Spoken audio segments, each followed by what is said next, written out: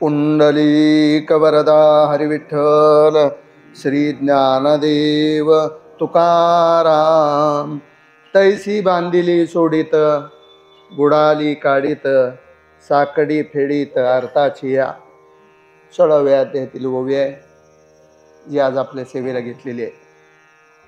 वास्तविक पाहता आज पहिल्यांदाच आपल्या दर्शनाचा योग आलेला आहे आणि त्यानिमित्ताने आपण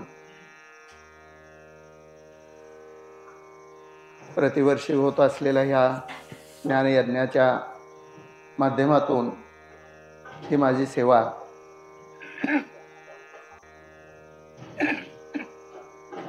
प्रत्येक गावामध्ये जेव्हा पारायणाची प्रथा असते त्याच्या पाठीमागं उद्देश हाच असतो की आपल्या गावामध्ये केवळ वारकरी भाविकांचाच उद्धार व्हावा किंवा त्यांच्याच पदरात पुण्य पडावं असा राहत नाही तो। कारण त्या माध्यमातून आपण आपल्या संपूर्ण गावाचा परिसराचा त्यात उद्धार होतो अथवा त्याचं पुण्य सर्व ज्ञात अज्ञात हाताना मिळतं। कारण जरी वारकरी पारायण असलं तरी त्या पारायणासाठी योगदान देणारे हात हे अनेक आहेत। मग ते सगळेच काही वारकरी आहेत असं नाही। काही जण माळ न घालता सुद्धा माळ घातलेल्याचं कार्य करतात आणि काही जण माळ घालून सुद्धा माळाचं कार्य करत नाही बरं का।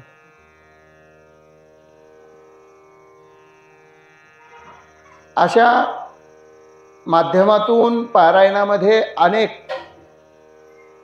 अनेक जण आपलं योगदान देतात। मग ते योगदान अन्नदानाच्या माध्यमातून असो, मग ते योगदान भजनाच्या माध्यमातून असो, मग ते योगदान वाचनाच्या माध्यमातून असो, अथवा काही जमलं नाही तर 10 रुपये 5 रुपयाची पावती जरी केली तरी त्याचं योगदान आलंच ना। शेवटी योगदान महत्वाचं आहे, सेवा महत्वाची आहे का नाही। आपण सेवा आपल्या यथाशक्तीनं केलेली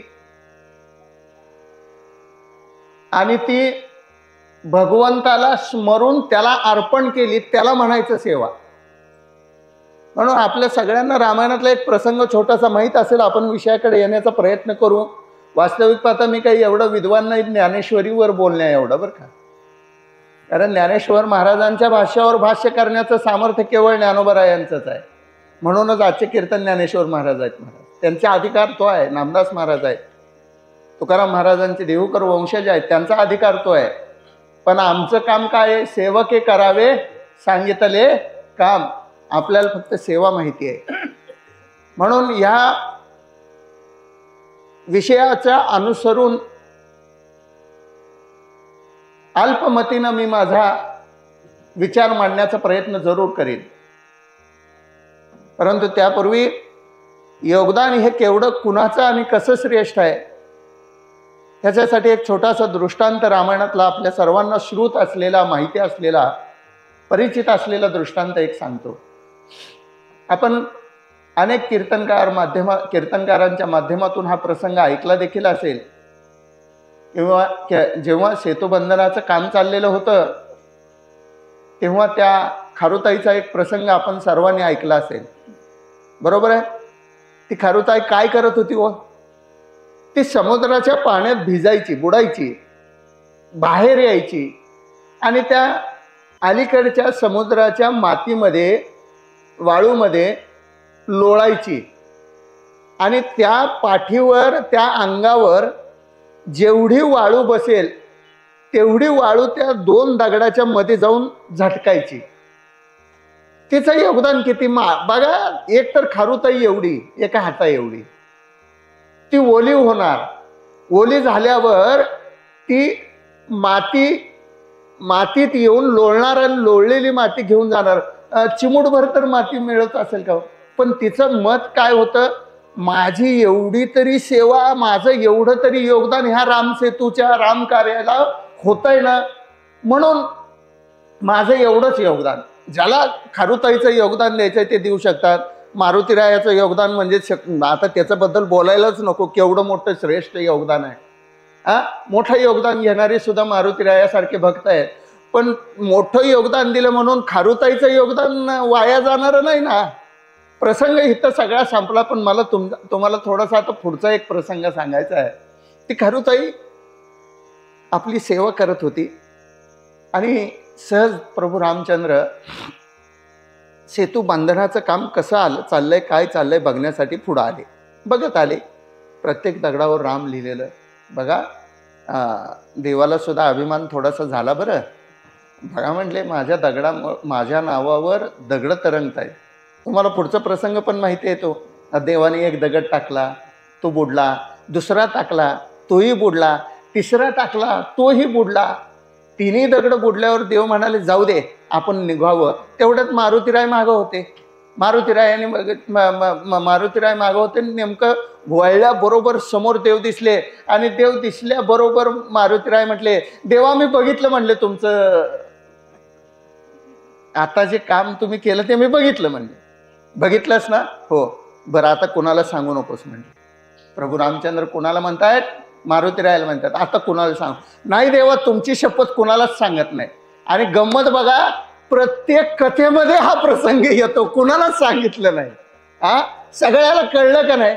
कळल्यानंतर महाराज सहज बहुतेक काय म्हणतात त्याला, लाच द्यायचा प्रकार त्यावेळेसपासून चालू झाला काय मला माहित नाही.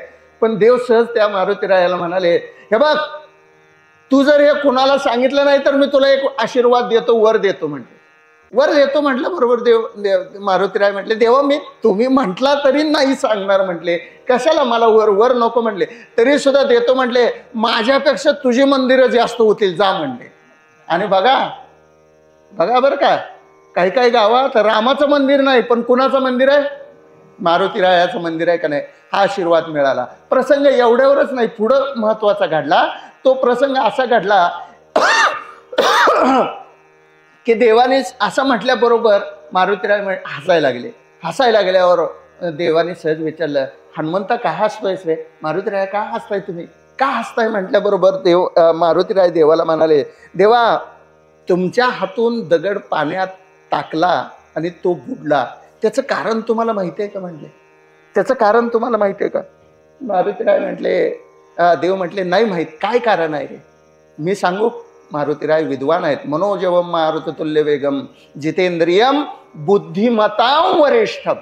जो बुद्धीचा देवता आहे असा मारुतीराय, ते बुद्धीचे देवते आहेत. आणि त्यांनी सांगितलं की मी ठीक आहे, मी सांगतो उत्तर. म्हटले सांगा. आणि मारुतीरायाने दिलेलं उत्तर फार मार्मिक आहे बरं का. लक्ष देऊन ऐका तुम्ही, मारुतीरायाने काय उत्तर दिलं. मारुतीराय म्हटले, देवा तू ज्याला सोडलं ते बुडलंच बरं का. कळलं उत्तर तुम्हाला? तुम्ही ज्याला सोडलं ते बुडलं. हे दगड सुद्धा ज्या दिवशी तो सोडल त्या दिवशी तरंगणारे नाहीत, हे पण बुडणारे आहेत. पण कधी बुडणार? जेव्हा हा परमात्मा सोडेल तेव्हा बुडणार. आणि हा प्रसंग झाला तेवढ्यात भगवंताचं त्या खारुताईकडे लक्ष गेलं. खारुताई काय करते बघतायत. हे बघत असताना मारुतीरायाने एकदम त्या खारुताईला खवळले. सरक पलीकडे म्हटले. ती घाबरली. खारुताई घाबरली आणि मागं सरकली. मागं सरकल्याबरोबर देवाने तिला उचलून घेतलं आणि हात फिरवला तिच्या पाठीवरून. कोणाच्या? त्या खारुताईच्या पाठीवरून हात फिरवला. बघा तिच्या पाठीवर 3 पांढऱ्या रेषा आहेत. आख्यायिका असेल, ह्याला पुरावा नसेल. सगळ्याच गोष्टीला पुरावा नसतो, बापाला पुरावा नसतो. लक्षात ठेवा. काही गोष्टी अंधारात असतात, त्या प्रगट होत नसतात. तसं त्या पाठीवर हात फिरवला आणि फिरवल्याबरोबर ती घाबरलेली खारुताई देवाकडे बघत असताना कावरी बावरी झाली. आणि देवाने लगेच तिला विचारलं, खारुताई तुला मारुतीराय खवळल्या ना? हो म्हटली, खवळले. मग त्याला शिक्षा करू? काय म्हटले? त्याला शिक्षा करू? मारुतीला शिक्षा करू का सांग म्हटले. सांग म्हटल्याबरोबर खारुताई घाबऱ्या घाबऱ्या आवाजात म्हणाली, देवा नको, मारुतीरायाला शिक्षा करू नका. अरे तुला खवळलाय ना, मग मी त्याला शिक्षा करतो. नाही, त्याला शिक्षा करू नका, त्यांना आशीर्वाद द्या म्हणले. आशीर्वाद द्या म्हटल्याबरोबर देव म्हणाले, अगं तुला खवळलाय तो आणि तरी सुद्धा तू आशीर्वाद मागता, त्याला आशीर्वाद द्या म्हणते का? का म्हटल्याबरोबर त्या खारुताईचं उत्तर फार मोठं आहे, महत्वाचं आहे. ती म्हणाली, देवा जर तो मारुती मला खवळला नसता तर तुम्ही मला उचलून घेतलं असतं का? लक्षात घ्या, देवाने उचलून घ्यावं एवढं पुण्य त्या खारुताईला मिळालं. म्हणून ती खारुताई काय म्हणते, देवा त्या मारुतीरायाला आशीर्वाद द्या. म्हणून तैसी बांधिली सोडीत. देव कुणाचं बंधनातून मुक्त करतो. वास्तविक पाहता हे संतांचं वर्णन केलेलं आहे, लक्षात घ्या. हे संतांचं वर्णन ज्ञानोबरायांनी केलेलं असताना ज्ञानोबरायांच्या वाक्याची रचना पहा केवढी श्रेष्ठ आहे. तैसी बांधिली सोडीत, बुडाली काढीत, साकडी फेडीत आरताचिया. देव सुद्धा आणि संत सुद्धा मुक्तता करतात, बंध मुक्त करतात, बद्ध आहेत ते मुक्त करतात. पण कुणाला? तर शेवटच्या शब्दामध्ये माऊलींनी सांगितलं, सांकडी फेडीत आरताचिया. कुणाचंही नाही बरं का, आर्ततेनं जो भक्ती करतो ना त्याला बंधनातून मुक्त करतात. आपण करतोय का भक्ती आर्ततेनं? एक दृष्टांत सांगतो, एक गोष्ट सांगतो. इंद्राने एकदा एका गावाला शाप दिला. गावाला एका शाप दिला. काय दिला? 12 वर्ष तुमच्या गावाला पाऊस पडणार नाही म्हटले. काय म्हटले? 12 वर्ष तुमच्या गावाला पाऊस पडणार नाही. आता इंद्रानं शाप दिला म्हटल्यानंतर सगळं गाव घाबरलं. पण इंद्रानं शाप दिल्यानंतर सगळं गाव घाबरलं, पण सगळं गाव निवांत बसलं, काही करू शकलं नाही. शेवट शाप आहे, देवाचा शाप आहे म्हटल्यानंतर काय करणार? पण त्यातला एक जण शाप मिळाला तरी सुद्धा दररोज सकाळी उठायचा आणि शेतात जायचा, दररोज सकाळी उठायचा आणि शेतात जायचा, शेतीची कामं करायची. 2 वर्ष गेली, 3 वर्ष गेली. जेवढं शिल्लक ठेवलेलं होतं ना, माणसं शिल्लक ठेवतात, पण माणसाला लक्षातच येत नाही शिल्लक काय ठेवावं. जे संपणार आहे ते शिल्लक ठेवतात आणि जे संपणार नाही ना ते शिल्लक साठवतच नाहीत. उलट ते लगेच वाटून टाकतात, रिकामं होतात बोलून, माझी 40वी वारी आहे बरं का. अरे ते शिल्लक ठेव, ते वाटू नको. लक्षात घ्या, माझा म्हणण्याचा उद्देश काय आहे? जे सांगायचं नाही ना ते आम्ही सांगतो आणि संपून टाकतो महाराज. म्हणून त्या भक्तांनी काय केलं, शाप मिळाला तरी सुद्धा दररोज शेतामध्ये जायचं काम चालू ठेवलं. 2 वर्ष 3 वर्ष 2 वर्ष 3 वर्ष जेवढं शिल्लक होतं तेवढं लोकांजवळचं एकमेकाला देऊन एकमेकाला वाटून सगळं संपून गेलं. आणि 3 वर्षानंतर अख्ख्या गावात खायची भ्रांत झाली. सगळेजण विचार करायला लागले, म्हटले आता अवघड झाला प्रसंग. म्हटले का? तर आता जर पाऊस पडला नाही तर आपण सगळे मरणार. आपण सगळेजण इंद्राची प्रार्थना करूयात, पूजा करूयात. सगळं गाव एकत्र आलं आणि इंद्राची प्रार्थना पूजा करायला लागलं. पूजा करत असताना सगळ्यांनी मनोभावे आर्ततेनं पूजा केली. इंद्रदेव प्रसन्न झाले आणि इंद्रदेवाने विचारलं, का कशासाठी माझी पूजा करताय? इंद्रदेवा तुम्ही दिलेला शाप तेवढा मागे घ्या. म्हणले ती तडजोड होऊ शकत नाही. म्हणले आता माझ्या मुखातून गेलंय ना, 12 वर्ष तुम्हाला वर्षा मिळणार नाही, पाऊस पडणार नाही. आता नाही म्हटले, आता नाही जमायचं. म्हणले आता जमायचं नाही म्हटल्यावर त्यातला एक हुशार होता, त्यानं सहज विचारलं, देवा ह्याच्यावर काही उपाय आहे, पण मी तो सांगणार नाही. म्हटले नाही सांगा. बरं ठीक आहे, मी नुसतं सुचवतो, काम तुम्हाला करावं लागेल. म्हटले ठीक आहे, काही अडचण नाही, सांगा उपाय काय. ह्या सृष्टीचा निर्माता, रचयिता, चालनहार, पालनहार जो देवादिदेव महादेव आहे ना, त्याच्याकडे तुम्ही जर गेला तर ते ह्याच्यावर उपाय काढतील. म्हणले त्यांना काय उपाय सांगू? त्यांना फक्त एकच उपाय सांगा, तुम्ही डमरू वाजवला तर पाऊस पडेल. बरं म्हटले. सगळं गाव पुन्हा महादेवाची आराधना करायला लागलं, उपासना करायला लागलं. ह्या 4-8 दिवस उपासना, 10 दिवस उपासना केली. तेवढ्यात त्या इंद्रानं देवादिदेव महादेवाची गाठ घेतली आणि महादेवाला फक्त सांगितलं, अमुक गावची लोक येतील आणि तुम्हाला विनंती करतील डमरू वाजवा म्हणून, तुम्ही काय वाजवायचं नाही म्हटले. महाराज इंद्राचा अधिकार आहे, लक्षात ठेवा. आता मी इथं जोडून एक गोष्ट बोलू का नको माहीत नाही, पहिल्यांदा आलोय म्हणून भीती वाटते, बाकी काय नाही. महाराज कीर्तनकार हळूच महाराज लोकांना सांगत असे, बरं ह्या गावात जाऊ नका बरं का. तसं इंद्राला ऐकावं लागतं महाराज, इंद्राचं ऐकावं लागतं महादेवाला. महादेव पण म्हटलं ठीक आहे, काही अडचण नाही, मी येऊ देत लोक, मी त्यांना बरोबर करतो म्हटले, काही अडचण नाही. बरं म्हटलं.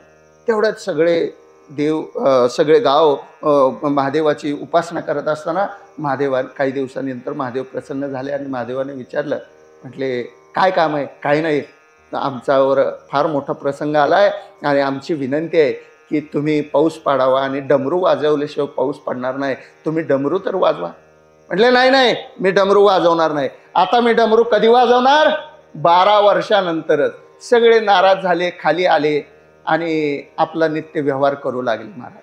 पण ह्या सगळ्या घटनेमध्ये जो एक व्यक्ती होता त्यानं आपल्या शेतीची कामं काही बंद केली नव्हती. तो दररोज नित्य नेमानं शेतीला जायचा, कोळवणी करायचा, महाराज सगळं त्याचं चालूच होतं.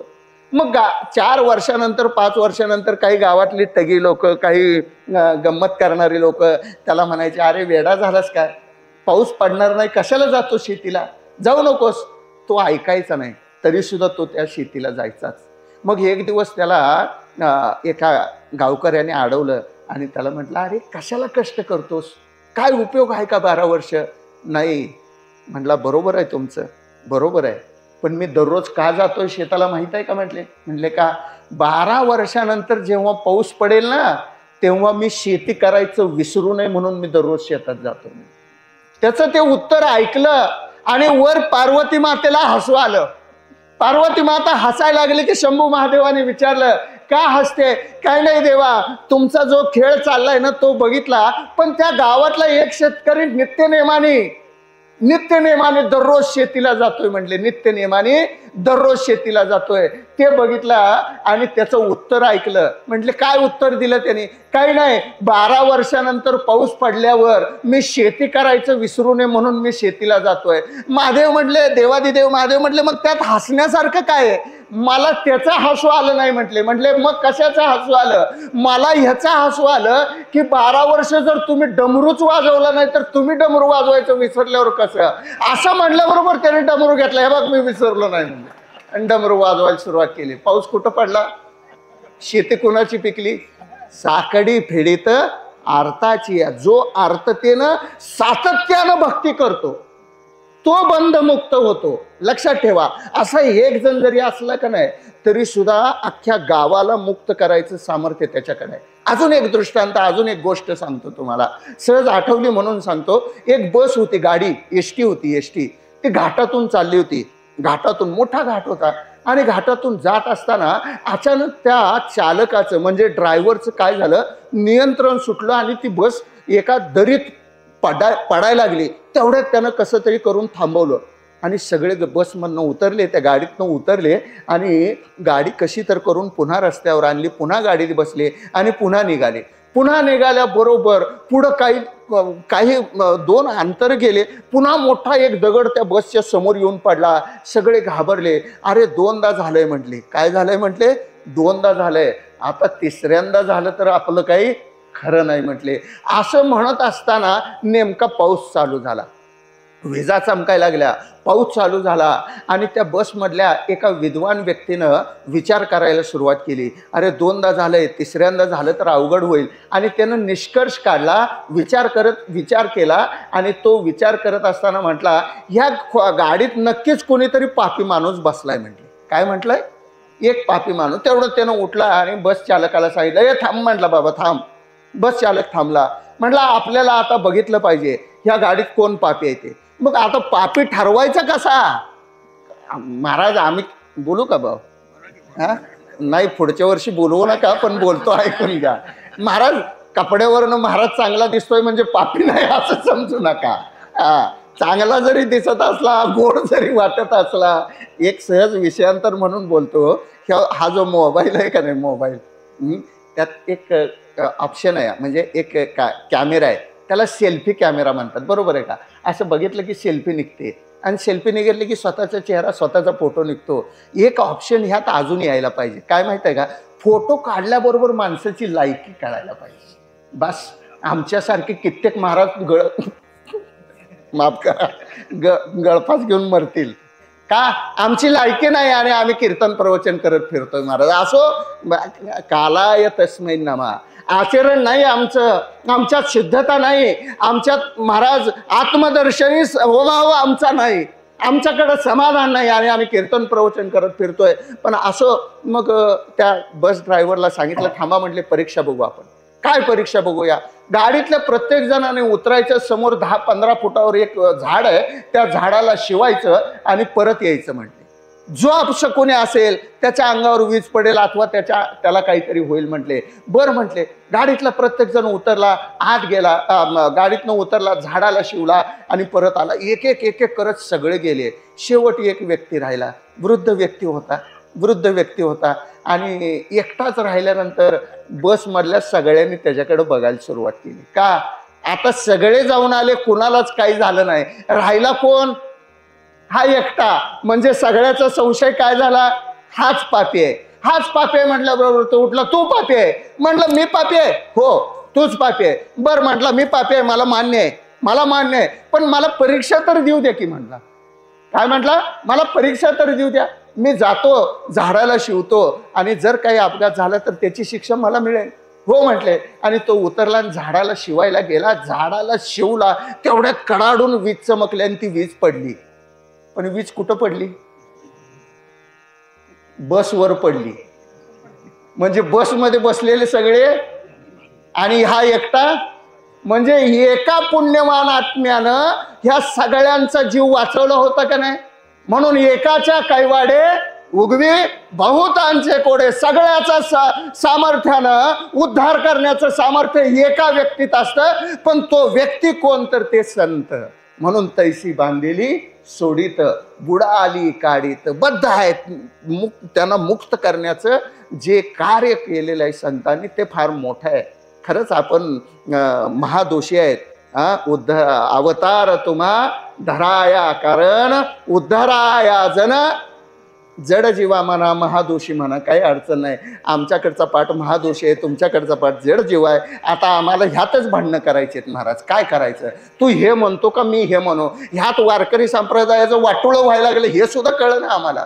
अरे असू दे, आम्ही आपापसात भांडताना 100 आणि 5 असू, पण वारकरी संप्रदायावर जर कुणाचं आक्रमण होत असेल, आक्रांतातच कोण येत असेल तर आम्ही 105 आहेत, एवढं लक्षात ठेवा.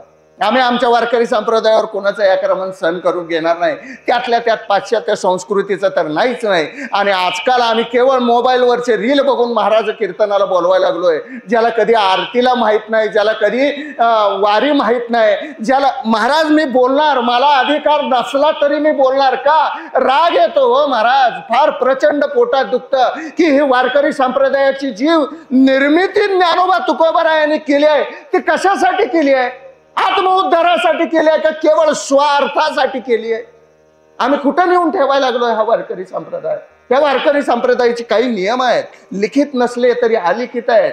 काही नियम लिखित सुद्धा आहेत. एक प्रमाण आहे, देती घेती. काय मला पाठ नाही, सांगा बरं काय आहे?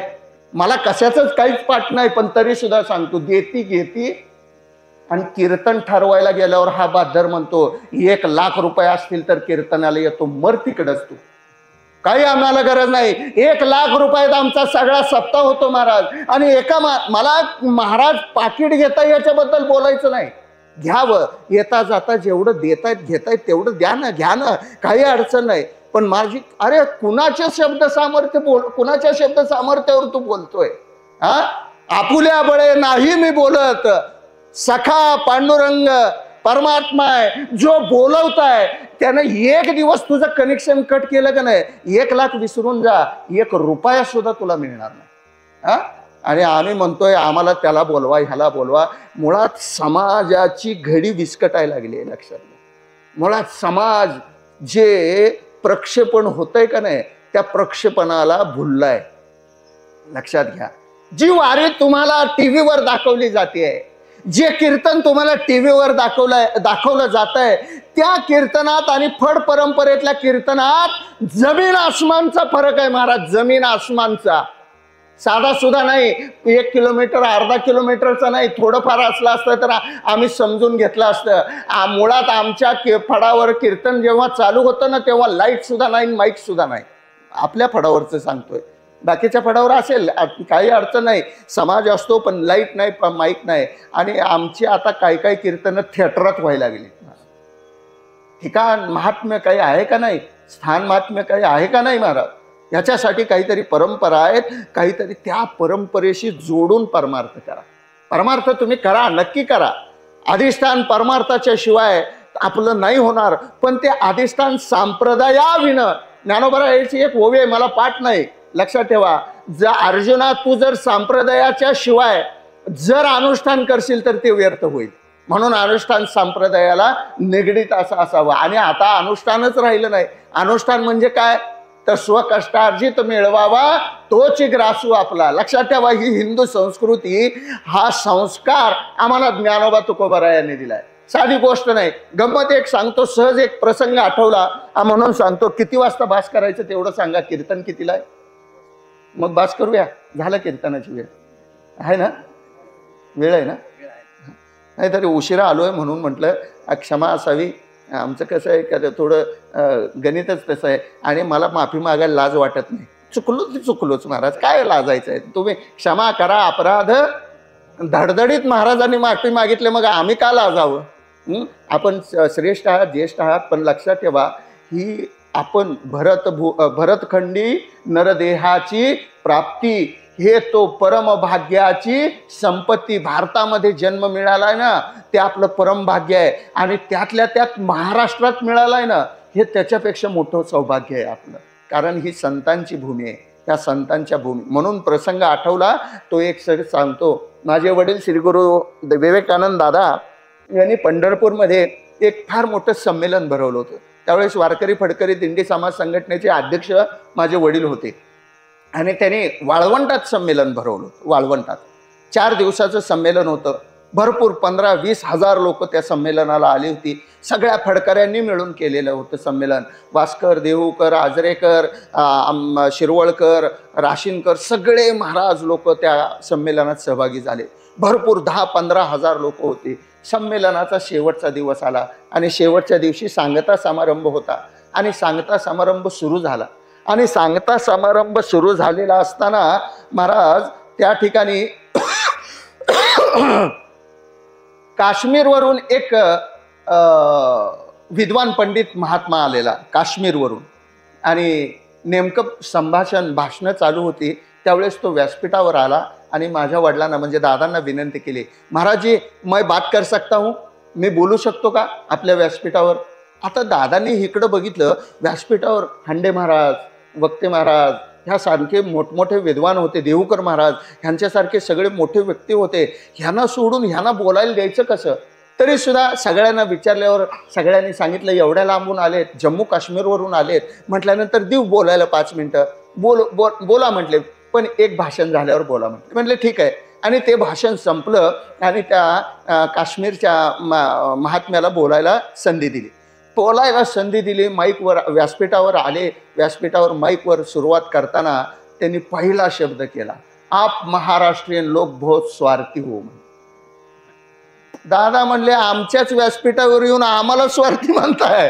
हा, आप महाराष्ट्रीयन लोक बहुत स्वार्थी हो म्हणले. मग मात्र दादांना राहवलं नाही आणि त्यांनी विचारलं, अरे आम्हाला स्वार्थी म्हणतोस, आमचा स्वार्थ काय सांगा म्हटल्याबरोबर सांगतो म्हटले. मी एक प्रश्न विचारतो, त्या प्रश्नाची उत्तरं देत जावा म्हटले महाराज. म्हटले ठीक आहे, सांगा म्हटले, विचारा म्हटल्या बरोबर त्याने पहिला प्रश्न केला, ज्ञानेश्वर महाराज कहाँ के है म्हटला. ज्ञानेश्वर महाराज कहाँ के है म्हटल्या बरोबर दादांनी सांगितलं आळंदी. ठीक आहे म्हटले. तुकाराम महाराज कहाँ के है? देहू. ठीक आहे म्हटला. मुक्ताई कहाँ की है? आळंदी की है. ठीक आहे. नामदेव राय कहाँ के है? पंढरपूर के है. सगळ्या संतांची नावं घेतली. और ये सब संत कहाँ के है म्हटला. दादा म्हणले महाराष्ट्र के.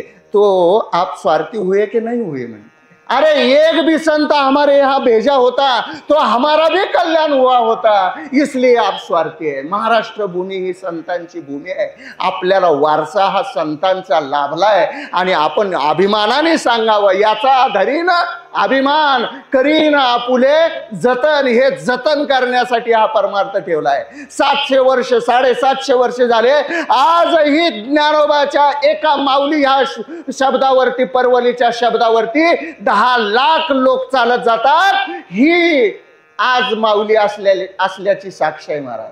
बघा, मी गमतीनं विनोदानं सांगतो, जेव्हा आषाढीचा सोहळा निघतो ना त्यावेळेस 10 लाख लोक असतात, पण प्रत्येकाच्या मुखात शब्द काय असतो?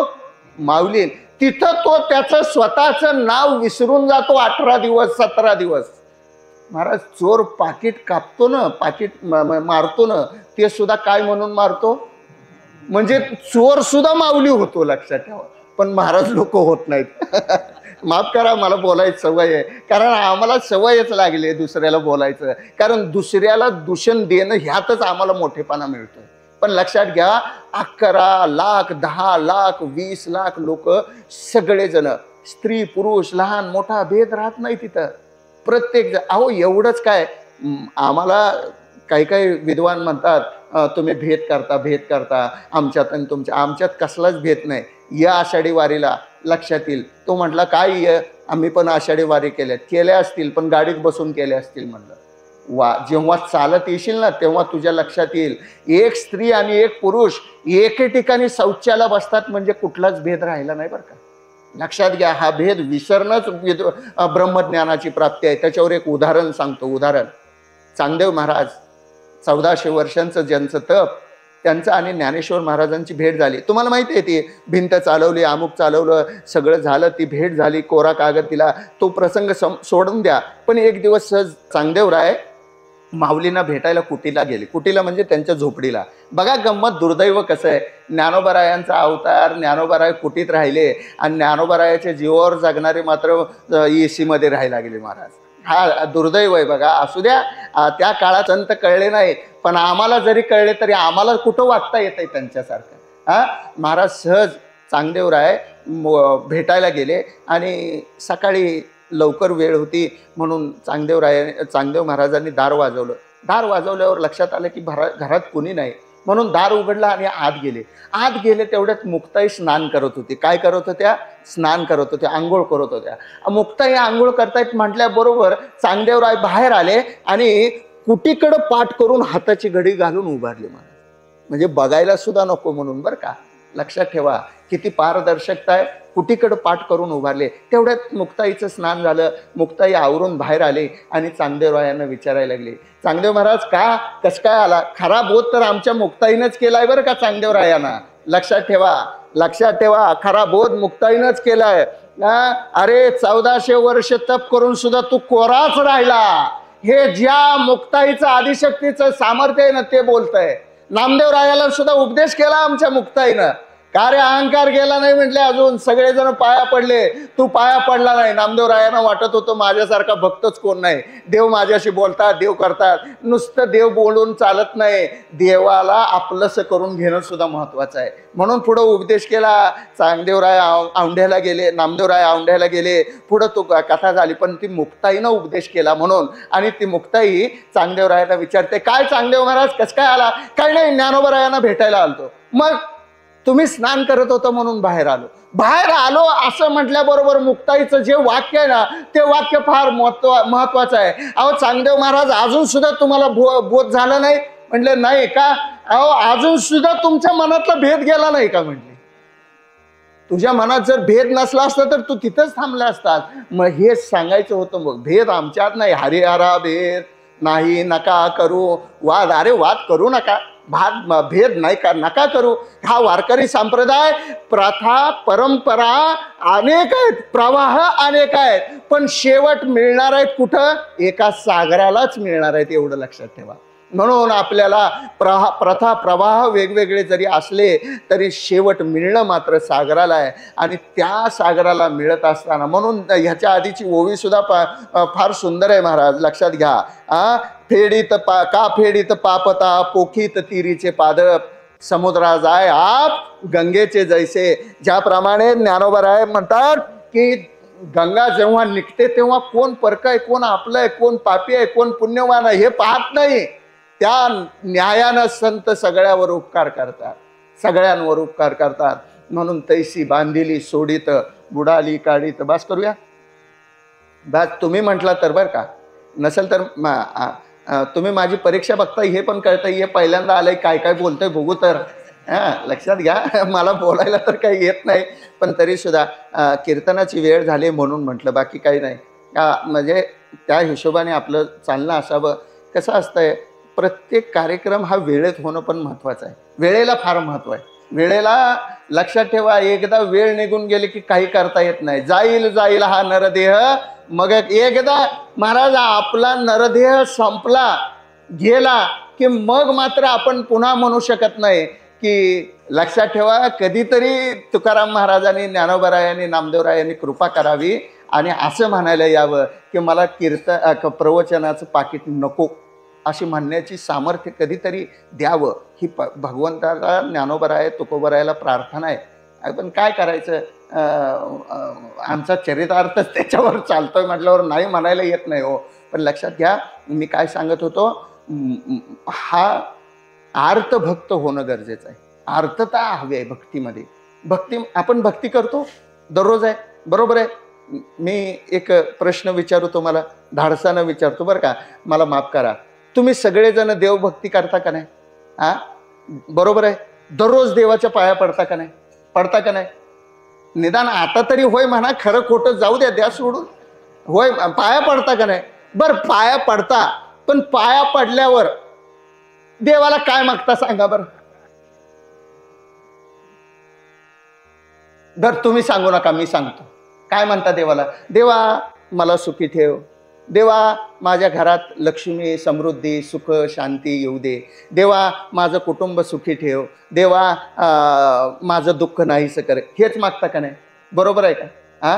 फक्त आता मला एक प्रश्न विचारायचा आहे बरं का. त्या प्रश्नाचं उत्तर ज्यानं दिलं त्यानं हात वर करायचा, मला फक्त त्याच्या पाया पडायचं आहे बरं का. मी पाया पडणार त्याच्या, पण आजपर्यंत एक पण भाद्दर मला गाठ पडला नाही, त्यामुळे माझा नमस्कार वाया गेला नाही. आणि आज पण गॅरंटी, एक पण भाद्दर असा नसणार आहे की जो त्या प्रश्नाचं उत्तर देईल. असा एक जण तर आहे का सांगा बरं इथं बसलेला, की जो देवाला पाया पडलाय आणि तो म्हणालाय देवा मला नको, माझ्या शेजारच्याला सुखी ठेव म्हणलं. एक जण तरी हात वर करा की बघू. अहो नाहीच, गॅरंटी आहे मला. कारण दुसऱ्याला सुखी करावं, दुसरा सुखी व्हावं हे फक्त संतांना वाटतं, बाकी कुणाला वाटत नाही. दुरितांचे मला पाठ नाही. काय तिमिर म्हणजे काय? दुःख. म्हणजे स्वतःचं दुःख नाहीसं व्हावं म्हणून ज्ञानोबरायांनी प्रार्थना केलेली नाही. लक्षात घ्या, ज्ञानोबरायांनी प्रार्थना कुणासाठी केली आहे तर दुसऱ्यासाठी केली आहे, म्हणून ते संत आहेत. आणि आपण प्रार्थना स्वतःसाठी करतोय म्हणून माणूस आहे, बस. बाकी काही फरक नाही. ज्या दिवशी तुम्ही दुसऱ्यासाठी प्रार्थना कराल त्या दिवशी तुम्ही संत झाला. संत म्हणजे काही वेगळा जमिनीवरनं 5 फूट चालणारा नाही महाराज. ते सामर्थ्य तुमच्यात येईल, पण ते दुसऱ्यासाठी. महाराज केवढा मोठा उपकार आहे ज्ञानोबरायांचा आपल्यावर. लक्षात घ्या, ज्ञानोबरायांनी आपल्यासाठी विश्वात्मक देवाकडं 9 ओव्या मागून घेतल्यात. 9 ओव्या सगळ्याला पाठ आहेत. जे खळाची व्यंकटी सांडो, आता विश्वात्मके देवे येणे वाग्यज्ञ तोषावे, तोषो निमज द्यावे पसाय दान. पायस दान, पसाय दान मागितलं ज्ञानोबरायांनी. लक्षात घ्या, त्याच्या आधी सुद्धा एक प्रसंग फार सुंदर घडलेला आहे. ज्या वेळेला ह्या वाघ यज्ञाची सांगता करण्याची वेळ आली, हा वाघ यज्ञ आता संपुष्टात येणार आहे, ज्ञानोबरायांनी सांगावं आणि सच्चिदानंद बाबांनी लिहून घ्यावं, असं अखंडित चालू आहे. आणि जेव्हा आता विश्वात्मके ही ओवी लिहायची वेळ आली ना, तेव्हा ज्ञानोबराय थांबले. थांबल्याबरोबर समोरही समाज बसलेला होता. सोपान काका आहेत, मुक्ताई आहेत, निवृत्तीनाथ दादा आहेत, सच्चिदानंद बाबा लिहितायत, लेखक झाला असं सांगितलंय आपल्याला. ते लेखणी लिहित असताना सहज ज्ञानोबरायाकडे बघितलं, प्रश्नार्थक मुद्रेनं बघितलं, प्रश्नार्थक मुद्रेनं, की ज्ञानोबराय का थांबले, का थांबले म्हटल्या बरोबर महाराज सगळेजण ज्ञानोबरायाकडे बघायला लागले. आणि तेवढ्यात मुक्ताईनं विचारलं, ज्ञानदादा, अरे हा वाघ यज्ञ शेवटाला आलाय, संपत आलाय, आणि तू का थांबलायस, का थांबलायस म्हटल्याबरोबर ज्ञानोबरायांनी स्मित हास्य केलं. नुसते हसले, बोलले नाहीत काय.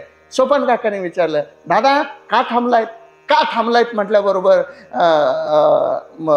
सोपान काकाला ज्ञानोबराय म्हटले, काही नाही, दादांना बोलायचंय म्हटले, म्हणजे दादांशी बोलायचंय म्हटले. गुरु आहेत, निवृत्तीनाथ गुरु आहेत, त्यांच्याशी बोलायचंय. बोलायचं म्हटल्याबरोबर निवृत्तीनाथ दादा पुढे आले आणि म्हटले, बोल ज्ञानेशा, काय बोलतो, काय पाहिजे, काय काय काय कशामुळं थांबलाय, सांग सांग म्हटल्याबरोबर ज्ञानोबरायाने हात जोडले आणि म्हणाले, आता विश्वात्मके देवे, हे विश्वात्मक देवा, माझा हा येणे वाग्यज्ञ तोषावे, हा वाग्यज्ञ घेऊन तू समाधानी जर झाला असेल तर मला तुझ्याकडे एक मागणं मागायचं आहे. मागणं मागायचंय हा शब्द ज्ञानेश्वर महाराजांच्या मुखातून आल्याबरोबर निवृत्तीनाथ दादा नाचायला लागले. महाराज त्या व्यासपीठावर नाचायला लागले. त्या पैस खांबाच्या समोर अनेक लोक बसलेली आहेत आणि त्यांच्या समोर निवृत्तीनाथ दादा नाचायला लागले. कुणालाच कळेना निवृत्तीनाथ महाराज का नाचायला लागले. म्हणून मुक्ताईनं लढीवाळपणे विचारलं, दादा तुम्ही का नाचताय. मुक्ते जरा थांब म्हटले, थांब मला नाचू दे म्हटले. आणि नाचत नाचत निवृत्तीनाथ दादांच्या अंगातून घामाच्या धारा या वाहू लागल्या. आणि तेवढ्याच सोपन काकांनी पण विचारलं, दादा का नाचताय, का नाचताय म्हटल्या बरोबर आमच्या निवृत्ती दादांच्या डोळ्यातून अश्रुधारा वाहू लागल्या होत्या. महाराज अश्रुधारा. एक अर्धा तास झाल्यानंतर मात्र मुक्ताईला सहन झालं नाही. मुक्ताई धावत पळत गेली आणि निवृत्तीनाथ दादांच्या पायाला मिठी मारली. दादा थांबा म्हटले, अंग ओथंबून गेलंय, अंग ओलं झालंय, अश्रुधारा डोळ्यातून वाहतायत, तुम्ही थांबा थांबा म्हटल्या बरोबर मुक्ताईला निवृत्तीनाथ दादा म्हणतायत, मुक्ते अजून थोडा वेळ. लक्षात ठेवा, मुक्ते अजून थोडा वेळ म्हटल्या बरोबर मुक्ताईनं अजून काढाडून मिठी मारली आणि म्हणाले, दादा नाही आता थांबा, पण तुम्ही का नाचताय हे तरी आम्हाला सांगा म्हटले. तुम्हाला आनंद कशाचा झाला हे तरी सांगा, हे तरी सांगा म्हटल्या बरोबर निवृत्तीनाथ दादा साश्रू नयनानी म्हणजे डोळ्यातून वाहणाऱ्या अश्रूनी आणि त्या अश्रुधारेच्या माध्यमातून बोलायला गेले. अगं मुक्ते काय सांगू म्हटले तुला. आज 16 वर्ष होऊन गेले, ज्या शब्दाची मी आतुरतेनं वाट पाहिली की कधी एकदा माझा ज्ञानेश माझ्याकडे काहीतरी मागतोय आणि त्याने आज मागितलं, त्याचा आनंद मला झालाय. बोल ज्ञानेशा काय पाहिजे तुला. इंद्रपुरीचं इंद्रपद देऊ तुला, या त्रिलोकाचा स्वामी करू तुला, का हे जग तुला अर्पण करू. बोल तुला काय पाहिजे, काय पाहिजे म्हटल्याबरोबर ज्ञानोबरायाने हात जोडले आणि विनंती केली, जे खळाची व्यंकटी सांडो. ज्ञानोबरायांचं हे मागणं ऐकलं आणि आमच्या निवृत्तीनाथ दादांच्या डोळ्यातून पुन्हा अश्रू व्हायला लागले. मला पुन्हा अश्रू व्हायला लागले आणि निवृत्तीनाथ दादांनी सहज एक वाक्य बोलले, अरे ज्ञानेशा मागायचंच होतं, मागितलंच आहेच, पहिल्यांदाच मागतोय तर स्वतःसाठी काहीतरी मागायचं. तू मागितलं कोणासाठी तर दुरितांचे, दुसऱ्यासाठीच. महाराज जगाच्या कल्याणात संतांच्या विभूती म्हटलंय ते याच्यासाठी, याच्यासाठी महाराज जगाच्या कल्याण व्हावं, दुसऱ्यांचं दुःख नाहीचं व्हावं, हे जगात कोणाला एकट्याला वाटत असेल तर ते संतान आहे. आणि तेवढं सामर्थ्य त्या संतांचं आहे म्हणून ते संतच आपल्याला ह्या संसार बंधनातून मुक्त करू शकतात. म्हणून तैसी बांधिली सोडीत. आपण बंद आहे महाराज. बघा सगळेजण, बघा मी अजून एक प्रश्न विचारतो, आता तर बास करूया का चालू राहू द्या. हा लक्षात घ्या, मी एक साधा प्रश्न विचारतो. हे संसार, ह्या संसाराची गती किंवा संसाराचा विचार संतांनी काय सांगितला. संसार दुःख मूळ चहूकडे इंगळ, पुढं काय, विश्रांती नाही कोठे, रात्रंदिवस तळमळ, सतत संसार तळमळ तळमळ तळमळ. मग जर संसार दुःख मूळ असेल तर ज्ञानोबराय असं का बरं म्हटले हो? अवघाची संसार सुखाचा, असं का म्हटले? दोन प्रमाणाचं साधर्म्य साधू नका. त्या दोन्ही प्रमाणामध्ये विभक्तता आहे. संसार हा दुःख मूळ नक्कीच आहे, बरोबर आहे का नाही? बघा, आता अजून एक प्रश्न विचारतो, एक जणाने हात वर केला तरी चालेल. या संसारात सुख आहे का दुःख आहे? सांगा बरं.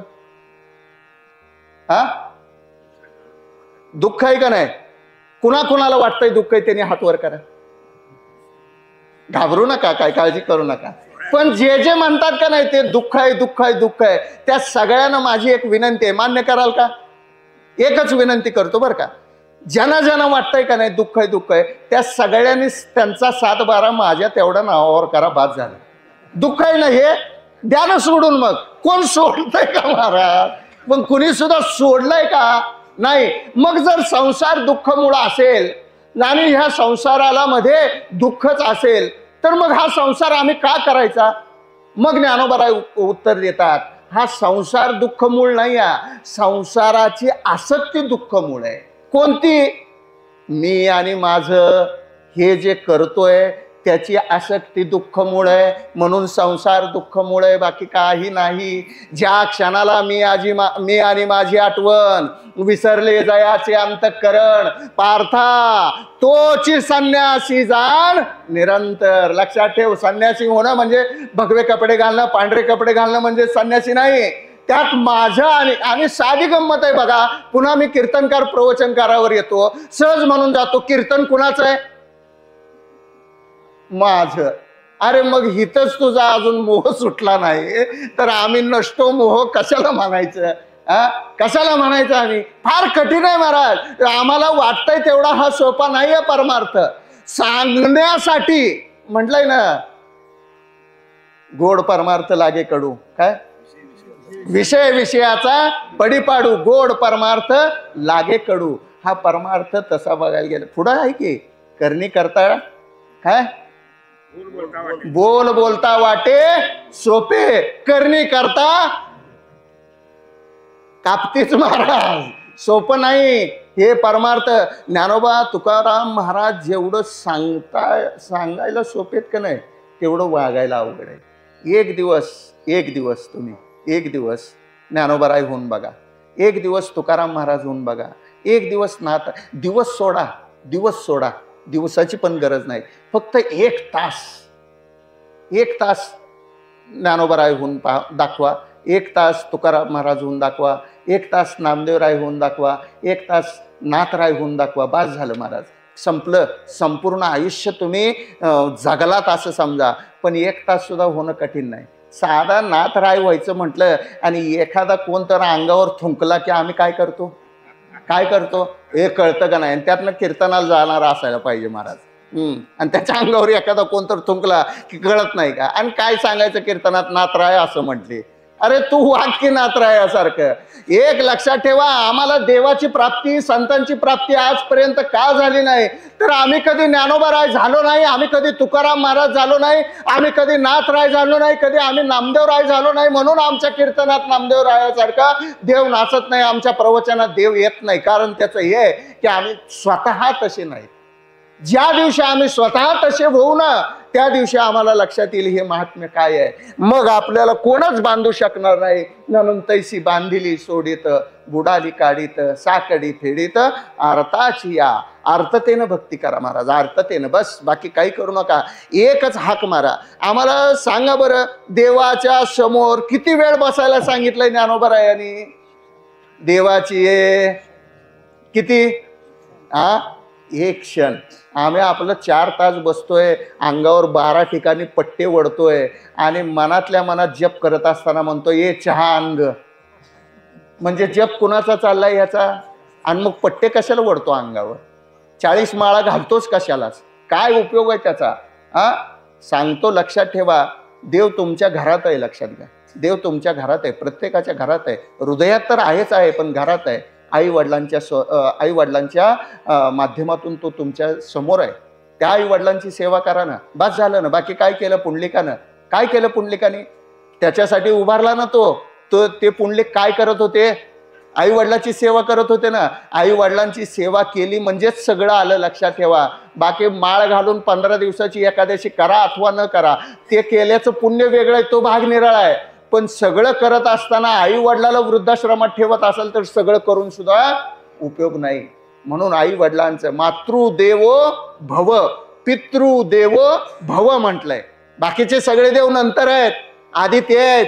म्हणून त्यांची सेवा करा, मग आपण ह्या संसार बंधनातून मुक्त होऊ. आणि आपल्याला मुक्तातून बद्धातून मुक्त करण्यासाठी संत आहेतच, त्यांच्याकडे शरण जावा. आणि शरण गेल्यानंतर महाराज काय बघा, ज्ञानदेव ज्ञानदेव म्हणता ज्ञानदेव देतो. ज्ञानोबा 1 मिनिटात द्यायला तयार आहेत, फक्त तुम्ही त्यांच्याकडे जाऊन हाक मारा. पांडुरंग परमात्मा द्यायला तयार आहे, त्यांच्याकडे जाऊन हाक मारा. पण ती हाक नामदेवरायासारखी असली पाहिजे. कशी? देवा, जोपर्यंत तू खीर खात नाही ना तोपर्यंत डोकं उठवत नाही. येतो नि अनुठवू माता मरणा वाचोनी, मेलो तरी उठत नाही. देवा तू खीर खा. खाल्ली ना देवानं खीर, देव बोलला ना नामदेवराय. आमच्यासाठी का बोलत नाही? आम्ही डोकंच आपटत नाही. आता जाऊन डोकं आपटू नका, येणार नाही, लक्षात ठेवा. नुसतं डोकं आपटून सुद्धा उपयोग नाही. त्यात अर्थतेची हाक असणं आवश्यक आहे, भक्ती असणं आवश्यक आहे. म्हणून तैसी बांधली सोडीत बुडाली काढीत, साकडी फेडीत अर्थाची झालेली सेवा आपल्या सर्वांच्या चरणावरती अर्पण करतो. आणि जरी वेडेवाकडे शब्द माझ्या मुखातून चुकून माकून गेले असतील तर आपल्या सर्वांची क्षमा प्रार्थना करतो. आणि या ज्ञानोबरायांच्याच भाषेत सांगायचं झालं तरी, ना तरी बालक बोबडा बोली वेडा विचुका पावली, ते चोज करोने माय रिझे जेवी. ह्या न्यायानं आपला बालक, आपला मुलगा काहीतरी बोलून गेला असं समजून मला माफ करा, एवढीच आपल्या सर्वांच्या चरणी प्रार्थना करतो आणि थांबतो. पुंडलिक वरदारी विठ्ठल ज्ञानदेव तुकाराम.